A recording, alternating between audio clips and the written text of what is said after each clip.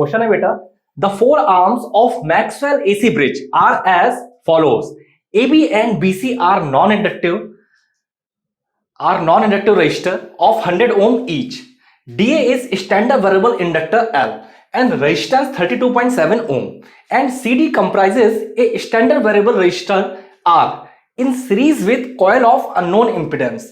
Balance is obtained when L equal to 47.8 millihenry and R equal to 1.36 ohm. Find resistance and inductance of coil. Repeat कर रहे हैं बेटा question. The four arms of Maxwell AC bridge are as follows. AB and BC are non-inductive resistor of 100 ohm each. DA is standard variable inductor L and resistance 32.7 ohm, and CD comprises a standard variable resistor R in series with coil of unknown impedance. Balance is obtained when L equal to 47.8 millihenry and R equal to 1.36 ohm. Find resistance and inductance of the coil. ठीक है, तो देखिए बहुत अच्छा सवाल है आपका. तो देखिए यहाँ पे किसकी बात हो रही है. यहाँ पे बेटा पहली बात हो रही है आपकी मैक्सवेल एसी ब्रिज की. यहाँ पे आपकी बात हो रही है मैक्सवेल एसी ब्रिज की. तो सबसे पहले आपको ये पता होना चाहिए कि आपको जो मैक्सवेल एसी ब्रिज होता है, सही है, ये बेसिकली होता क्या है, ये आपका व्हीटस्टोन ब्रिज जैसा होता है. तो सबसे पहले मैं थोड़ा सर्किट डायग्राम आपको बना रहा हूँ. इसके अकॉर्डिंग जो आपको डेटा गिवन है, जो आपका गिवन डेटा है उसके अकॉर्डिंग मैं आपको डायग्राम बना रहा हूँ. तो देखिए ऑब्वियस ही बात है, व्हीटस्टोन के ब्रिज की बात कर रहे हैं, सही है. तो यहाँ पे मैं आपकी 4 आर्म्स बनाता हूँ. ठीक है, तो देखिए ये हो गया आपका रेजिस्टेंस, फिर ये इंडक्टेंस, ठीक है, फिर ये रेजिस्टेंस, फिर ये इंडक्टेंस, ये रेजिस्टेंस, ये रेजिस्टेंस. ठीक है, यहां पे बेटा आपकी 4 आर्म्स हैं. ठीक है, और ये इसके अकॉर्डिंग डायग्राम भी बनाया है, उसके अकॉर्डिंग नोमेनक्लेचर करना है. देखिए ये आपका पॉइंट हो गया A, this will B, this will C and this will D. ये मेरी इसे मैंने अपनी पहली आर्म मान लिया. तो ये हो गया मेरा R1 L1, इसे ने बोल दिया R1 L1. ठीक है, उसी तरीके से अगर मैं R2 L2 की बात करूं तो ये मेरा हो गया R2 L2.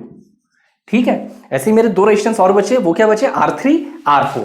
तो वो हो गया बेटा R3 एंड R4. और इन 4 मास में मैं क्या करता हूं, एक सप्लाई दे देता हूं, एसी सप्लाई, क्योंकि एसी ब्रिज है आपका, तो एसी सप्लाई होगी. सिंपल. तो बेटा ये तो आपका हो गया सर्किट डायग्राम. अब यहाँ पे क्या क्या आर्म क्या क्या रिप्रेजेंट कर रहा है, सही. तो सबसे पहले अगर मैं ब्रांच डीसी की बात करता हूँ, डीसी कौन सी ब्रांच है, डीसी है आपकी वाली ब्रांच. इस डीसी ब्रांच की बात करते हैं. अगर डीसी ब्रांच की बात करते हैं तो यहाँ पे आपकी ये मेरी अननोन कॉइल है, सही है. तो ये जो मेरी अननोन कॉइल है, इसका जो अननोन कॉइल, इसका जो इंडक्टेंस है, इस अननोन कॉइल का जो इंडक्टेंस है वो आपका क्या है, L1, सही है. और जो रेजिस्टेंस है वो है आपका R1. तो देखिए let the impedance of unknown coil is, let the, पहली बात फिर से रिपीट कर रहा हूं, जो मेरी डीसी ब्रांच है, सही है, डीसी ब्रांच है, वहां पे मेरी कॉइल है, उसका मुझे इंपिडेंस नहीं पता है. ठीक है, let in DC branch unknown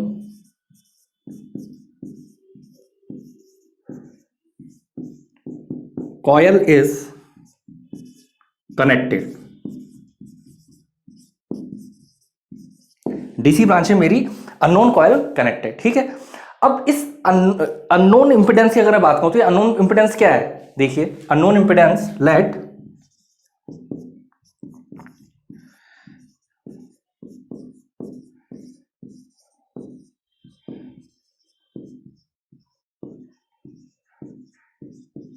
let the unknown impedance of coil is, सही. इस जो ये आपकी ब्रांचेस का जो, एक सेकंड, एक चीज मैं यहाँ पे सर्किट डायग्राम थोड़ा अनकम्प्लीट रह गया था, ध्यान नहीं था. ठीक है, तो जो आपका अननोन इंपिडेंस है उसे मैं क्या मान ले रहा हूँ, उसे मैं सिंपल मान ले रहा हूँ R1 plus J omega L1, सही है. या फिर सॉरी, इसे मान लेते हैं RL प्लस जे ओमेगा L1। ठीक है, तो यहां पे किसकी बात हो रही है? यहां पे आपकी बात हो रही है अननोन इंपेडेंस की। ठीक है, अब यहां पे आर एल है क्या? यहां पे आर एल है रेजिस्टेंस ऑफ कॉइल। सही है, वेयर आर एल क्या है? Resistance of coil. सही, सेम इसी तरीके से अगर मैं L1 की बात करूं तो L1 आपका क्या होगा? Inductance of the coil.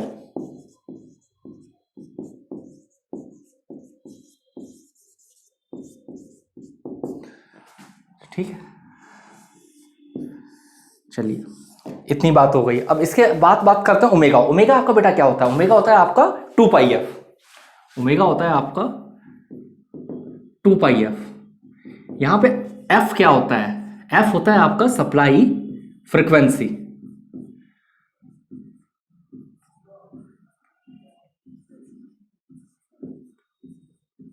सही है, जो आपका f है वो आपका क्या है? वो है आपका सप्लाई फ्रीक्वेंसी। इसी तरीके से अगर मैं R1 की बात करूं, सही, इस R1 की बात कर लेते हैं तो डीसी ब्रांच के लिए, तो R1 क्या होगा?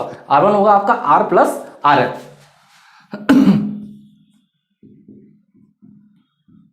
और RL मैंने आपको बता ही दिया कि जो आपकी कॉयल है, सही है, उसका इंडक्टेंस है आपका।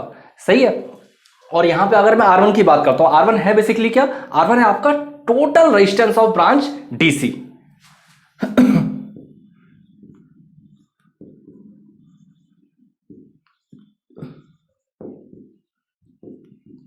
टोटल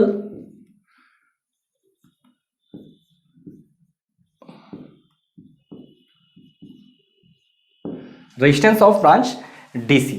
ठीक है, और अगर मैं आर की बात करता हूं, यहां पे जो मैंने आर लिखा है, यहां पे आपका आर क्या है? आर है standard variable resistance connected in series with coil. ठीक, तो आर क्या है आपका? Variable series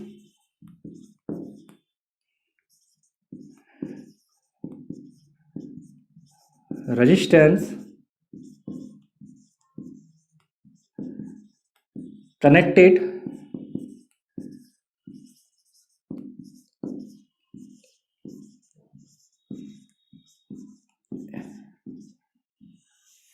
in series branch DC. ठीक है, तो यहां पे अगर मैं इसी आर की बात करता हूं तो आर आपका क्या है?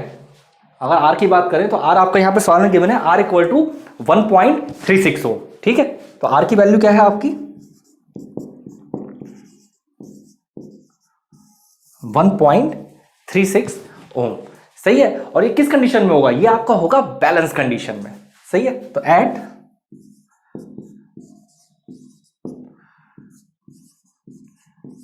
बैलेंस कंडीशन, ये जो होगा बेटा आपका बैलेंस कंडीशन में होगा।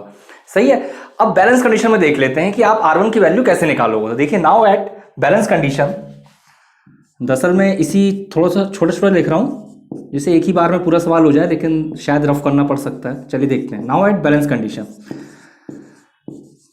अब सर्किट डायग्राम देखिए, जो मैंने आपको सर्किट डायग्राम बना रखा है। सही है, सर्किट डायग्राम में बेटा अगर आपको बैलेंस कंडीशन के अकॉर्डिंग R1 की वैल्यू निकालनी है, सही है, और R1 क्या है? Resistance of branch DC. सही, तो R1 क्या होगा? R1 आपको सिंपल होगा R3 divide by R4 into R2। तो देखिए R1 क्या होगा आपका? R1 होगा R3 by R4 into R2। सही है, सर्किट के अकॉर्डिंग, और बैलेंस कंडीशन की बात हो रही है। ठीक है, तो यहां पे देखिए R1 की वैल्यू क्या आएगी सॉल्व होके?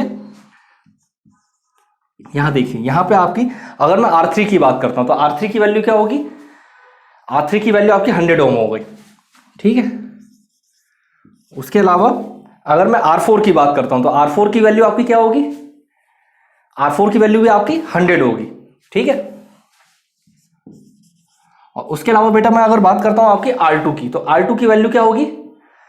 R2 की वैल्यू होगी बेटा 32.7। यानी ऑब्वियस सी बात है, यहां से आपका R1 सॉल्व होकर क्या आएगा? R1 भी आपको सॉल्व होकर आएगा 32.7 ओम।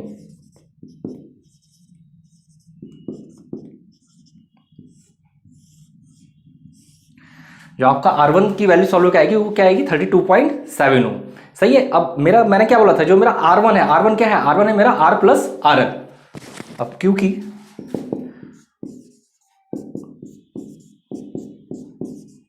जो मेरा R1 है वो है मेरा R प्लस RL। अब यहां पे मुझे अपनी R1 की वैल्यू पता है। R1 की वैल्यू क्या है मेरी 32.7, सही। और अगर मैं RL की बात करता हूं तो RL मेरा यहां सॉरी अगर मैं R की बात करूं, R की वैल्यू दे रखी 1.36 प्लस RL। तो यहां से बेटा इजिली मेरी RL की वैल्यू आ जाएगी। तो देखिए RL की वैल्यू क्या आएगी आपकी सॉल्व होके,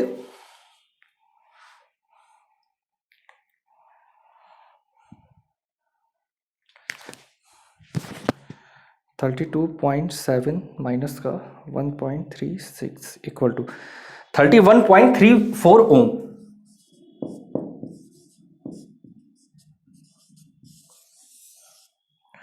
ठीक है। और यहां से अगर मैं L1 की वैल्यू निकालता हूं, क्योंकि मुझे रेजिस्टेंस की भी निकालनी है और इंडक्टेंस के लिए निकालनी, तो सर्किट डायग्राम तो देखिए आपका L1 क्या आएगा, L1 सिंपल आएगा R3 upon R4 into L2। अगर मैं L1 की बात करूं, L1 क्या आएगा R3 upon R4 into L2, सही है। अब अगर मैं R3 की बात करूं, ठीक है, तो R3 और R4 की बात करें वो आपके 100 ही हैं, ठीक है, 100।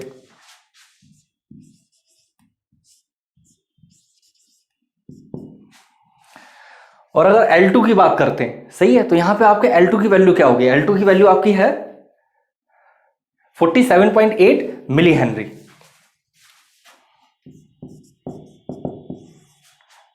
तो L1 आपका क्या आएगा,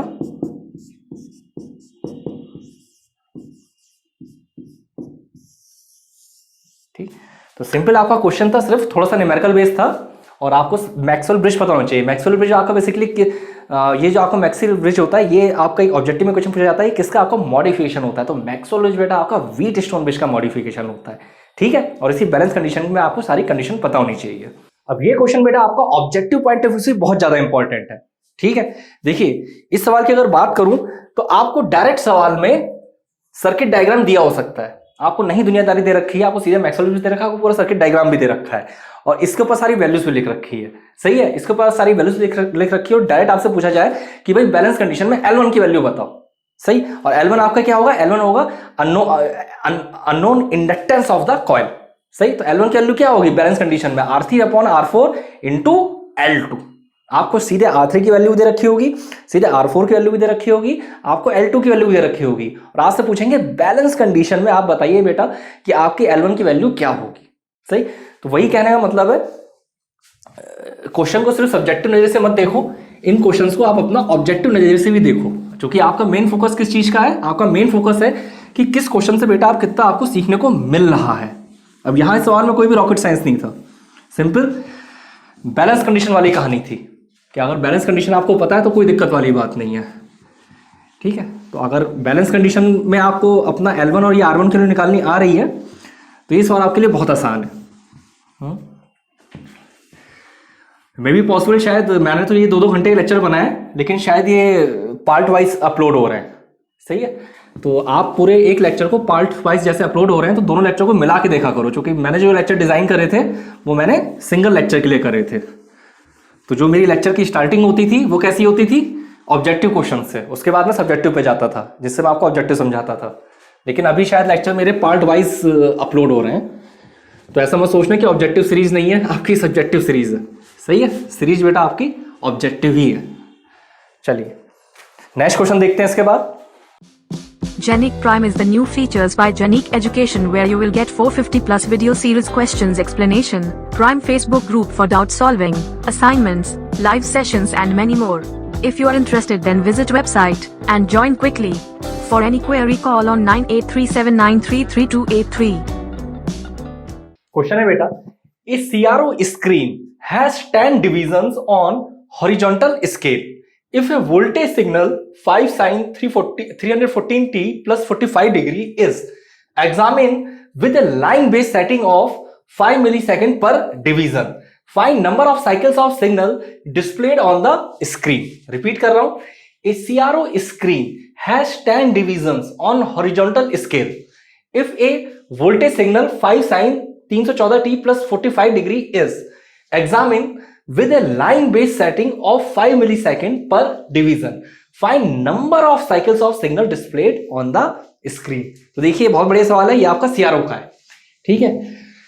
तो चलिए स्टेप बाय स्टेप सवाल सॉल्व करते हैं। सबसे पहले ये देखते हैं कि इसमें आपको बेटा कौन सा डेटा गिवन है। तो गिवन डेटा देख लेते हैं।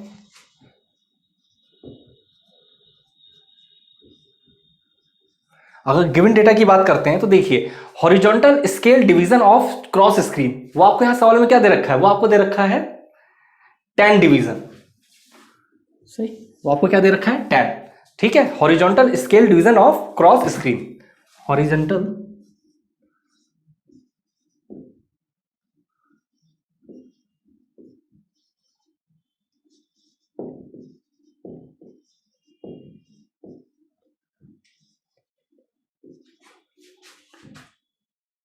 यहां पे बेटा आपको क्रॉस स्क्रीन, सॉरी क्रॉस नहीं, सीआरओ की बात हो रही, सही है। सीआरओ की बात करें, सीआरओ में आपका क्रॉस सेक्शन बने होते हैं, ठीक है। Horizontal scale division of, horizontal scale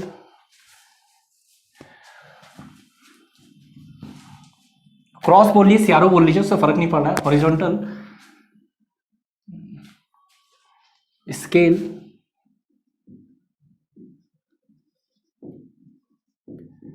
division on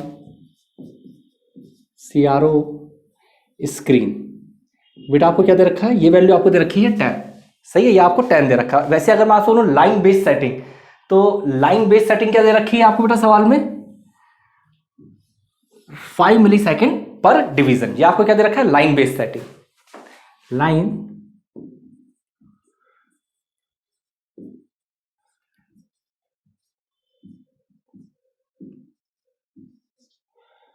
सही। लाइन बेस्ड सेटिंग आपको क्या दे रखी है, ये दे रखी है आपको 5 मिली सेकेंड पर डिवीजन, 5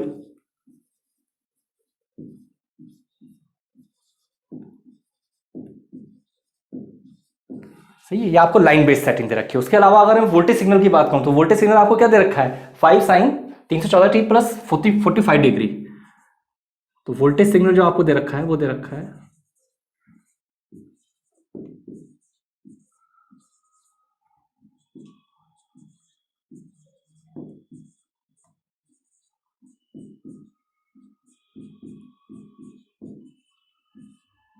ठीक है, ये आपको क्या दे रखा है, ये आपको दे रखा है बेटा वोल्टेज सिग्नल। अब यहां पे बेटा आपको फाइंड क्या करना है, फाइंड आपको करना है number of cycle of signal displayed on the screen. तो देखिए फाइंड क्या करना है, नंबर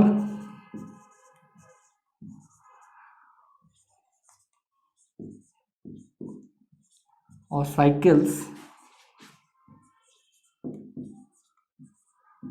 ऑफ सिग्नल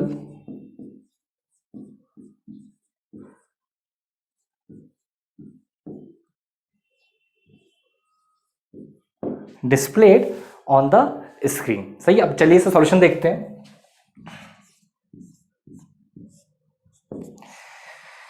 इतना आपको डेटा गिवन है, ठीक है। अब अगर मैं आपसे बोलूं यहां पे total time period of horizontal scale क्या होगा, वो सिंपल आपको हो जाएगा 10 × 5, सही है। Total time period of horizontal scale, total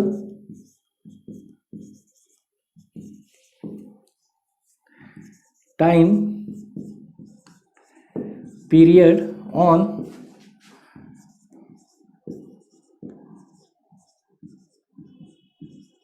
horizontal scale, वो आपका क्या हो जाएगा 10 × 5, यानी आप 10 की 5 मल्टीप्लाई कर दीजिए, आपका क्या आ जाएगा 50 मिली सेकेंड,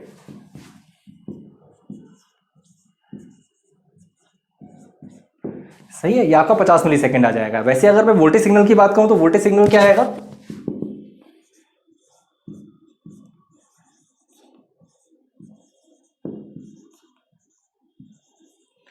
वोल्टेज सिग्नल ये आएगा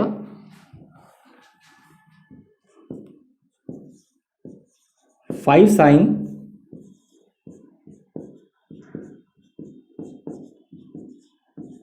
314t प्लस 45 डिग्री, ठीक है। ये आपका वोल्टेज सिग्नल हो गया जिसे मैं बी से रिप्रेजेंट कर सकता हूं। अब यहां पे देखिए, अगर यहां की मैं इसका स्टैंडर्ड इक्वेशन से इसका कंपैरिजन करता हूं तो यहां पे ओमेगा क्या होगा, ओमेगा होगा आपका 314 रेडियन, जो कि sine omega T plus degree होगा ना, तो ओमेगा होगा 314, ओमेगा आपका सिंपल 314 रेडियन होगा, ठीक है। उसके अलावा ओमेगा आपका होता है क्या है 2 पाई एफ, तो यहां से सिंपल आप फ्रीक्वेंसी निकाल सकते हो। तो देखिए 2 पाई एफ बराबर 314, तो अगर इसे सॉल्व करेंगे तो फ्रीक्वेंसी आपकी निकल के आएगी 50 हर्ट्ज। चलिए अब आपको बेटा यहां पे फ्रीक्वेंसी पता चल गई, ठीक है। तो अगर मैं आपसे बोलूं time period of signal in one cycle, वो आपका क्या होगा, सिंपल सी बात है, टाइम पीरियड होता है फ्रीक्वेंसी का इनवर्सली प्रोपोर्शनल। तो time period of signal in one cycle, time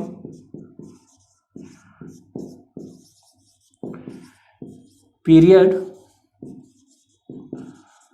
of signal in one cycle, T बराबर क्या होता है 1/f, सही। टी बराबर क्या होता है बेटा आपका 1/f, तो सीधे टी बराबर 1/50 कर लीजिए, टी इक्वल टू 1/50। तो अगर इसे सॉल्व करते हैं आपको 20 मिली सेकेंड आता है, 20 मिली सेकेंड, ठीक है। ये जो इसे सॉल्व करते हैं ये आपका 1/50 आपको क्या आता है 20 मिली सेकेंड। आपको निकालना क्या, number of cycle of signal displayed on the screen. तो देखिए वो आपका क्या होगा,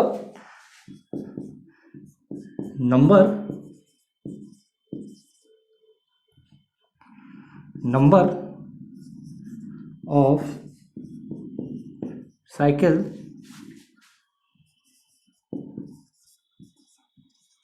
ऑफ सिग्नल displayed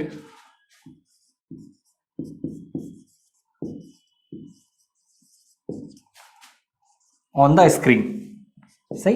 तो ये आपका सिंपल होगा total time period of horizontal scale, total time period of horizontal scale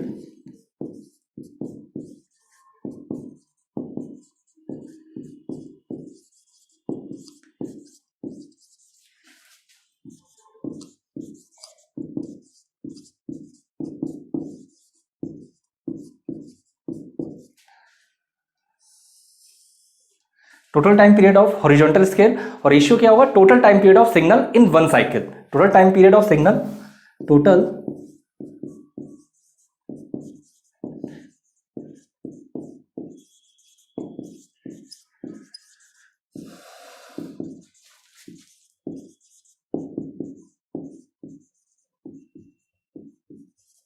total time period of signal in one cycle. तो ये रेशियो आपको पता ही है। Total time period of horizontal scale क्या है, वो है बेटा आपका 50, सही। तो 50 ये मैंने कहीं कैलकुलेट करा है 50 मिली सेकेंड, ठीक है। तो मिली सेकेंड है तो इसमें मैं क्या कर लूंगा 50 इंटू 10⁻³ सेम इसी तरीके से आपको क्या दे रखा है total time period of signal in one cycle, वो मैंने अभी क्या कैलकुलेट करा था 20 मिली सेकेंड। तो इसे भी मैं सॉल्व कर लेता हूं 20 इंटू 10⁻³ तो ये तो आपका कैंसिल आउट हो गया, ये आपका सॉल्व होकर क्या आएगा, ये आपका सिंपल 2.5 साइकिल्स आ जाएगा, ठीक है। तो सिंपल क्वेश्चन है, कोई ऐसा खास क्वेश्चन नहीं था। अब बेटा इस क्वेश्चन में क्या होता है, ये क्वेश्चन आपके ऑब्जेक्टिव पॉइंट ऑफ व्यू से कैसे इंपॉर्टेंट होते हैं। देखिए सिंपल सी कहानी क्या है कि आपको सवाल में क्या है, आपको सवाल में डायरेक्ट गिवन होगा। अगर मैं ऑब्जेक्टिव टाइप की बात करूं, आपको डायरेक्ट गिवन होगा कि in a CRO total time period of horizontal scale is 50 milli second and the total time period of signal in one cycle is 20 millisecond. Then find out the number of cycle of signal displayed on the screen. सही है, मैं repeat कर रहा हूं, objective questions बेटा आपके कैसे frame होते हैं। तो आपको डायरेक्टली सवाल में ऑब्जेक्टिव क्वेश्चन में दिया होगा कि बेटा total time period of horizontal scale is 50 millisecond and total time period of signal in one cycle is 20 millisecond. Then find out the number of cycles of signal displayed on the screen. बन गया objective question. तो objective question बेटा आपका ऐसे ही frame होता है, या फिर आपको सिंपल कहानी क्या है, आपको सीधे वोल्टेज सिग्नल दे रखा होगा।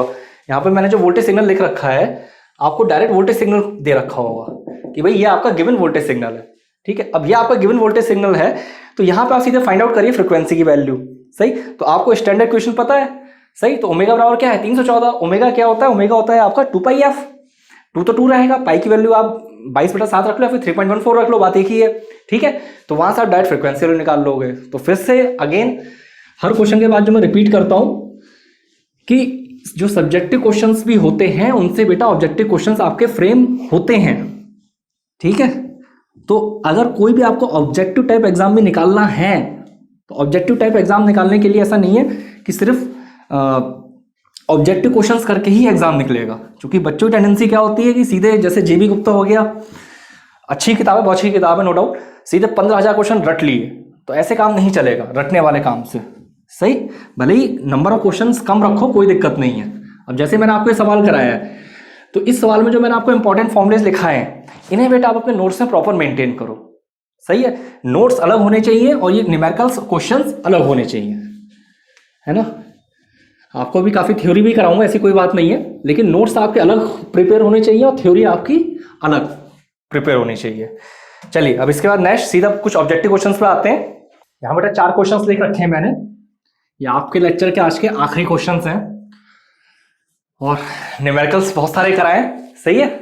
तो ये चारों न्यूमेरिकल्स चारों आपके क्वेश्चंस थ्योरी वाले क्वेश्चंस हैं, ठीक है। तो चलिए एक एक करके देखते हैं। पहला क्वेश्चन देखते हैं। और मैंने आपसे बोला है कि थ्योरी जितना किसी भी एग्जाम में, खास तौर से अगर जूनियर इंजीनियर की बात कर लेते हैं, असिस्टेंट इंजीनियर की बात कर लेते हैं, ठीक है।